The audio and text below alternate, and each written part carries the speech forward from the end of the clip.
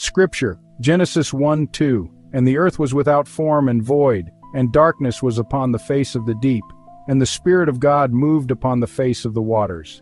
Calvin's commentary, "And the earth was without form and void." I shall not be very solicitous about the exposition of these two epithets, tohu, tohu, and bohu, bohu. The Hebrews use them when they designate anything empty and confused, or vain, and nothing worth. Undoubtedly, Moses placed them both in opposition to all those created objects which pertain to the form, the ornament, and the perfection of the world. Were we now to take away, I say, from the earth all that God added after the time here alluded to, then we should have this rude and unpolished, or rather shapeless chaos. Therefore I regard what he immediately subjoins, that darkness was upon the face of the abyss, as a part of that confused emptiness, because the light began to give some external appearance to the world. For the same reason he calls it the abyss and waters, since in that mass of matter nothing was solid or stable, nothing distinct.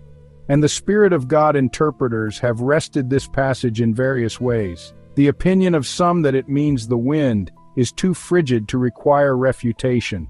They who understand by it the eternal Spirit of God do rightly, yet all do not attain the meaning of Moses in the connection of his discourse. Hence arise the various interpretations of the participle mechafet, merakepeth. I will in the first place state what, in my judgment, Moses intended. We have already heard that before God had perfected the world it was an undigested mass. He now teaches that the power of the Spirit was necessary in order to sustain it. For this doubt might occur to the mind, how such a disorderly heap could stand, seeing that we now behold the world preserved by government or order. He therefore asserts that this mass, however confused it might be, was rendered stable, for the time, by the secret efficacy of the Spirit.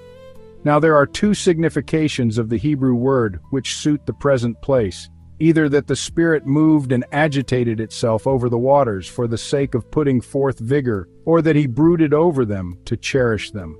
Inasmuch as it makes little difference in the result, whichever of these explanations is preferred, let the reader's judgment be left free.